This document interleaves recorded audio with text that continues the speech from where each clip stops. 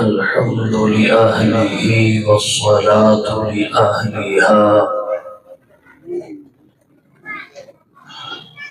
أما بعد فأعوذ بالله من الشيطان الرجيم بسم الله الرحمن الرحيم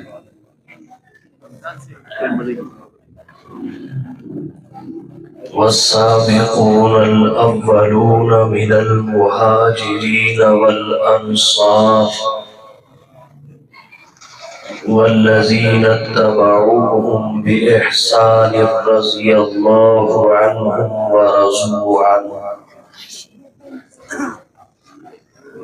وقال النبي صلى الله عليه وسلم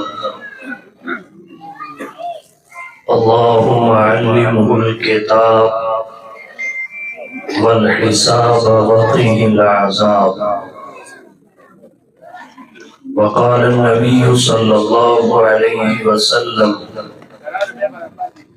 اللهم اجعله هاديا مهديا واهد بي أو كما قال رسول الله صلى الله عليه وسلم سبحان ربك رب العزة عما يصفون وسلام على المرسلين والحمد لله رب العالمين. ارباب علم و دانش،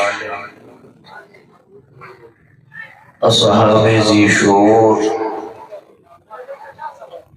معزز علماء کرام، مہمانان گرامی، سامعین عظام، کم و بیش 18-20 سال کے بعد پشاور میں محترم فضل وہاب صافی صاحب، حضرت مولانا فخر عالم صدیقی صاحب اور ان کے رفقا کی پرخلوص دعوت پر 34ویں سالانہ کاتب وحی حضرت سیدنا معاویہ رضی اللہ تعالی عنہ کانفرنس میں آپ سے مخاطب ہونے کا شرف حاصل کر رہا ہوں۔ رجب المرجب کا مہینہ ہے۔ راج قول کے مطابق سن 60 ہجری کے ماہ رجب کی 22 تاریخ کو کاتب وحی حضرت سیدنا معاویہ رضی اللہ تعالی عنہ نے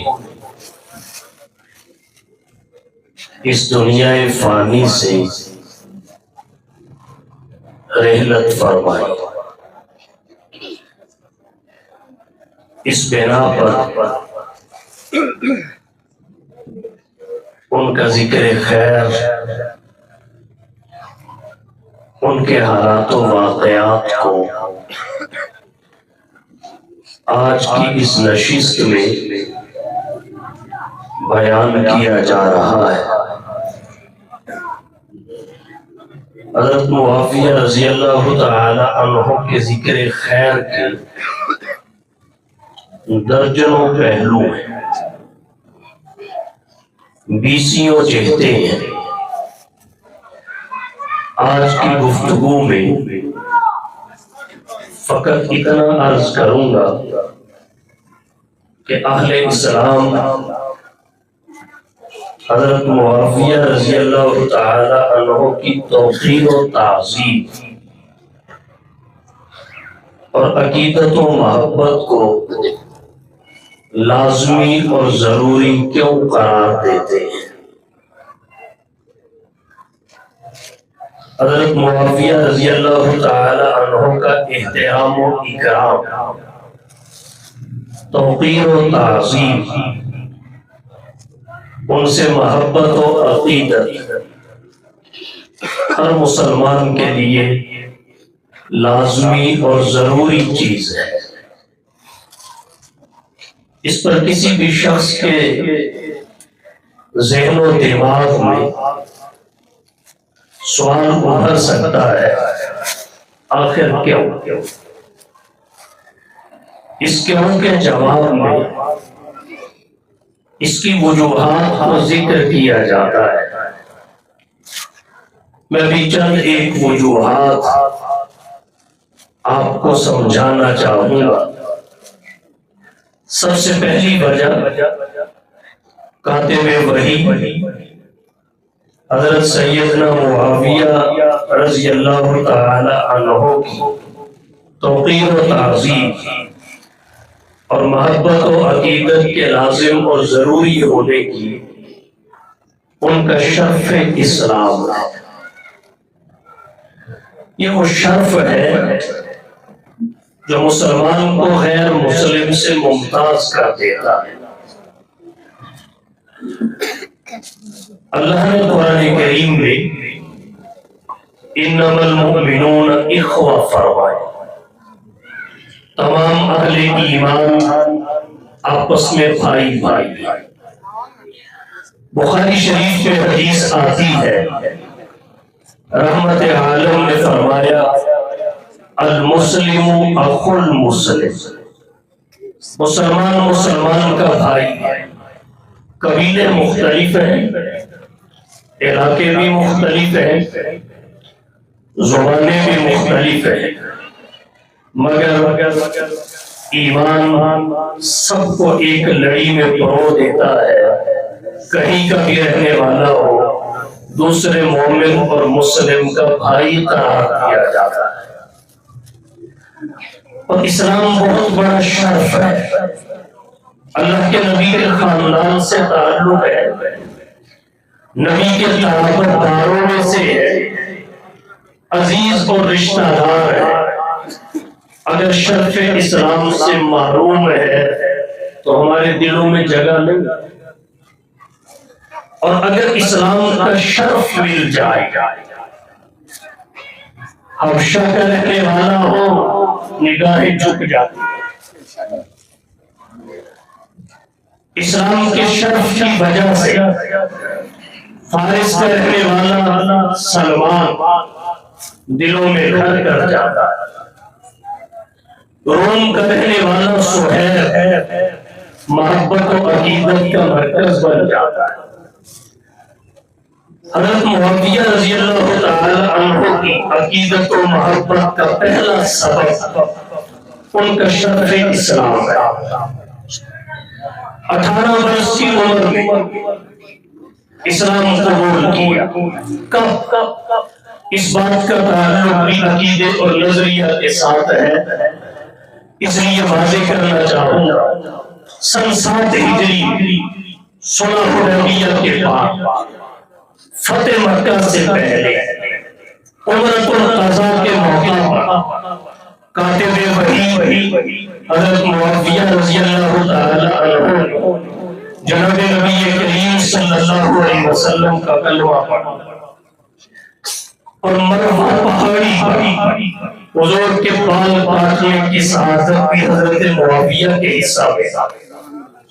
کچھ لوگ کہتے ہیں حضرت معاویہ کو علاقہ میں سے فتح مکہ کے موقع پر مسلمان سب سے پہلی بات یہ سمجھیے، حضرت معاویہ تو علاقہ میں سے ہے نہیں، اور صحابہ ہے، اور جو طلقاء میں سے ہے اللہ کے نبی فتح مکہ کے موقع پر فرمائے اذهبوا فانتم الطلقاء، جاؤ تم سب کو آزاد کر دیا گیا۔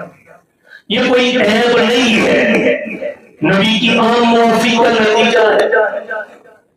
اور جو فتح مکہ سے پہلے مسلمان ہوئے قرآن انہیں بھی مومن کہتا ہے، فتح مکہ کے بعد مسلمان ہوئے قرآن انہیں بھی مومن کہتا ہے۔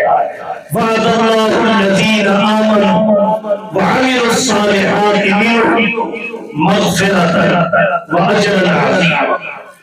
قرآن کریم دونوں سے اپنی رضا کا اعلان کرتا ہے، والسابقون الاولون من المہاجرین والانصار والذین اتبعوهم بإحسان رضی اللہ عنہم ورضوا عنہ۔ قرآن کریم سب سے جنت کا وعدہ کرتا ہے، لا يستوی منکم من انفق من قبل الفتح وقاتل اولئک اعظم درجة من الذین انفقوا من بعد وقاتلوا۔ سب کے لیے فرمایا وَكُلًّا وَعَدَ اللَّهُ الْحُسْنَى، ہر ایک سے اللہ نے جنت کا وعدہ کر دیا۔ فتح مکہ سے پہلے مسلمان ہوا یا فتح مکہ کے بعد مسلمان ہوا، مومن بھی دونوں ہے۔ قرآن سب کو مومن قرار دیتا ہے، قرآن کریم سب کے ایمان کو سیمپل بتاتا ہے۔ اللہ کی رضا کا اعلان بھی پہلے اور بعد والوں سب کے لیے ہے، جنت کا وعدہ بھی سب کے لیے ہے۔ اگرچہ جو پہلے اسلام لے کر آئے ان کی فضیلت زیادہ ہے، مگر فتح مکہ کے موقع پر مسلمان ہونے والے، نبی کا کلمہ پڑھنے والے، حلقہ اصحاب نبوت میں داخل ہونے والے کسی تنقید کے مستحق نہیں ہے، کسی بھی طرح ان کی تنقید جائز نہیں ہے۔ اور رہے حضرت معاویہ رضی اللہ تعالی عنہ، وہ تو طلقاء میں سے ہے ہی نہیں، آپ کہیں گے کیسے؟ ایک ہے حضرت معاویہ کا قبول اسلام، دوسرا ہے حضرت معاویہ کا اظہار اسلام۔ یہ دو الگ الگ مرحلے ہیں، ایک قبول اسلام کا مرحلہ ہے، دوسرا اظہار اسلام کا مرحلہ ہے۔ قبول اسلام کا موقع سن 7 ہجری صلح حدیبیہ کے بعد فتح مکہ سے پہلے عمرۃ القضاء کے موقع پر حضرت معاویہ کا اسلام، یہ ہے قبول اسلام کا موقع۔